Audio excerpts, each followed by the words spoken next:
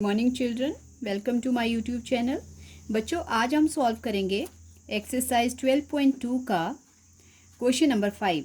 12.2 exercise बच्चों ये पुरानी एनसीईआरटी में है और अभी की जो न्यू एनसीईआरटी है उसमें ये 11.1 है, 11.2 सॉरी। तो ये ध्यान देना आप, अगर आपके पास न्यू एनसीईआरटी है तो उसमें ये 11th चैप्टर होगा।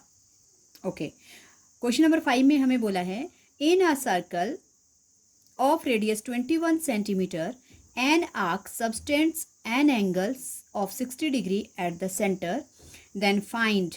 तीन पार्ट निकालने हैं। फर्स्ट पार्ट में बोला है लेंथ ऑफ आर्क, और सेकंड में बोला है area of sector formed by the arc, और थर्ड में पूछा है area of segment formed by the corresponding chord. Okay बच्चों, तो हमें सबसे पहले जो गिवन है, मैंने ये सर्कल बनाया है और ये BC आर्क है। इस आर्क ने सेंटर पे 60 डिग्री का एंगल बनाया है जो एक सेक्टर की फॉर्म में है। तो इसके लिए और रेडियस हमें दिया है इसका 21 सेंटीमीटर।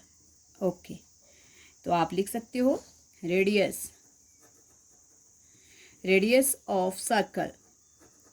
रेडियस ऑफ सर्कल है बच्चों हमारे पास 21 सेंटीमीटर। ओके, और क्या बोला है कि सेंटर पे जो एंगल बन रहा है, एंगल सेंटर एंगल हमारे पास क्या दिया है, सेंटर एंगल मतलब थीटा हमारे पास है 60 डिग्री। ओके बच्चों, और पाई इसमें कुछ नहीं बोला है तो हम 22/7 ही लेंगे। तो फर्स्ट पार्ट में क्या बोला है कि find the length of arc. The length of arc, ये जो BC आर्क है इसकी लेंथ निकालनी है हमने। तो इसके लिए फॉर्मूला क्या है, थीटा अपॉन 360 इंटू 2πr, ये सरकमफ्रेंस। क्योंकि इसकी लेंथ निकालनी है तो हम पूरे सर्कल का सरकमफ्रेंस लेंगे।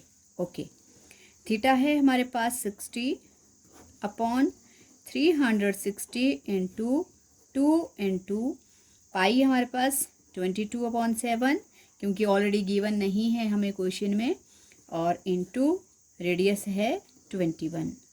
ओके बच्चों, कैंसिल करेंगे, 0 से 0 कट गया, 6 1 ज़ा 6 6 ज़ा।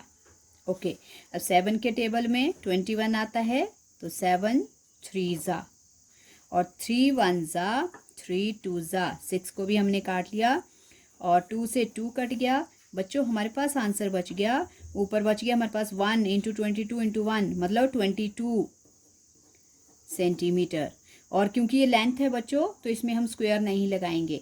ओके, तो 22 सेंटीमीटर इस BC आर्क की क्या है, लेंथ है। ओके, अब आता है हमारे पास सेकंड पार्ट में क्या फाइंड आउट करना है, area of sector formed by the arc. तो area of sector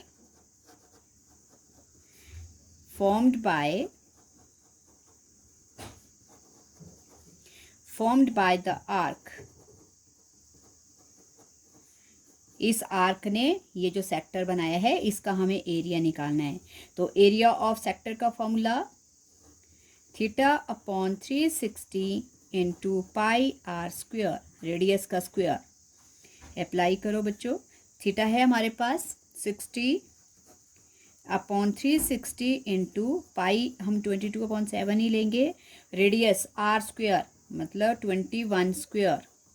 okay, so 60 upon 360 into 22/7 into 21 into 21।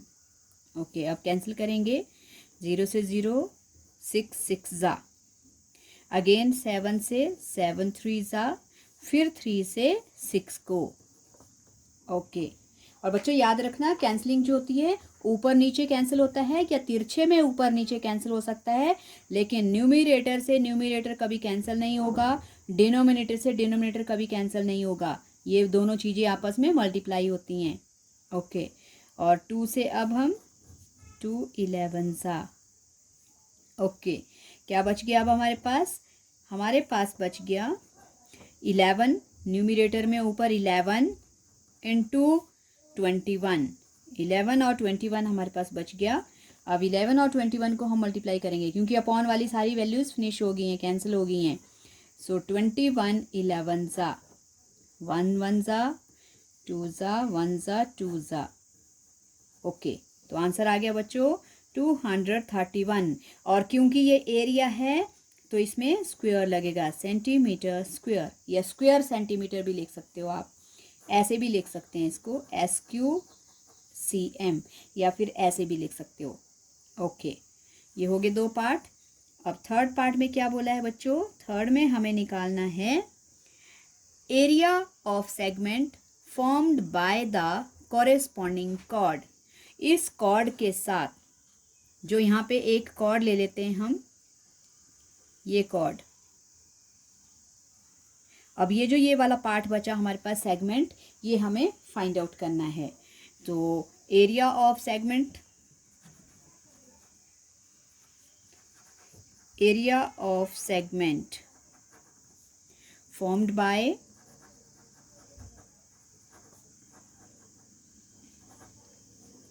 corresponding chord।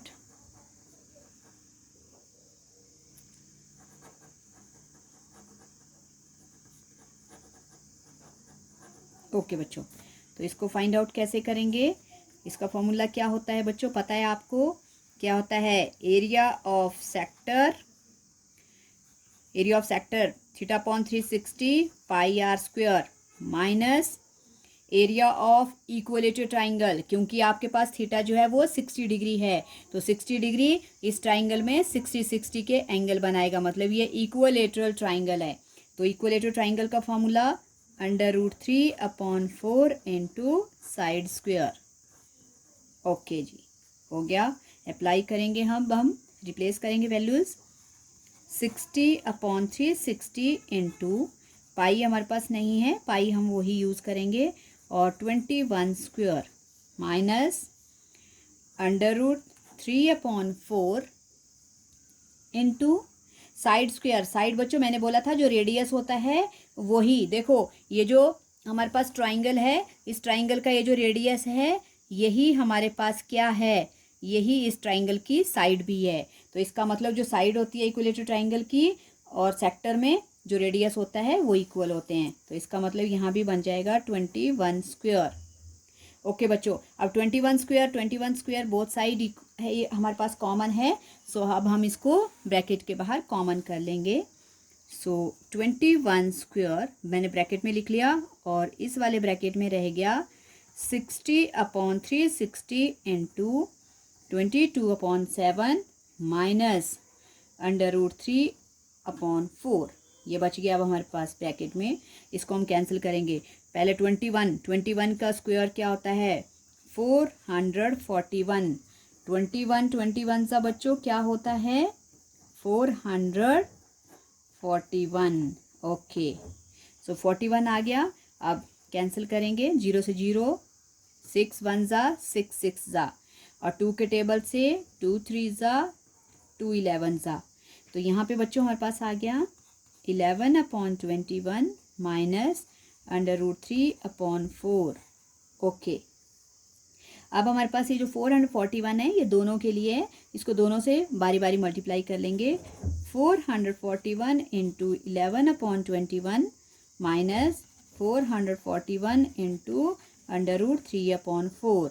Okay, अब सॉल्व करेंगे बच्चों। मैंने कॉमन इसलिए किया था क्योंकि यहाँ पे कैलकुलेशन में थोड़ा प्रॉब्लम हो जाता है, अदरवाइज हम क्या करते हैं, इस तरह का एरिया होता है सेगमेंट का, उसमें रेडियस को कॉमन करते हैं। 21 ज़ा, और यहाँ कोई कैंसलिंग नहीं है तो ये वैसे रहेगा। और 21 इंटू 11 कितना हो जाता है, वो ऊपर करके हटे हम, 231 माइनस ये वैसे रहेगा 441 √3/4, और इसको हम लिख लेंगे बच्चों ब्रैकेट में, क्योंकि ये सारा हमारे पास सेगमेंट का एरिया है। ये आ गया हमारे पास सेगमेंट का एरिया। आई होप आपको ये समझ आ गया होगा। आसान है बच्चों, आपको फॉर्मूले आने चाहिए, अगर फॉर्मूलाज आते हैं तो आप सम अच्छी तरह से कर सकते हो। सो अगर आपको समझ आया तो प्रैक्टिस करना, और वीडियो को लाइक करना, शेयर करना, और सब्सक्राइब भी करना। अपने फ्रेंड्स को भी वीडियोस शेयर करना, ताकि उनके पास भी ये क्वेश्चंस की सॉल्यूशन पहुंच जाएं। Thank you so much.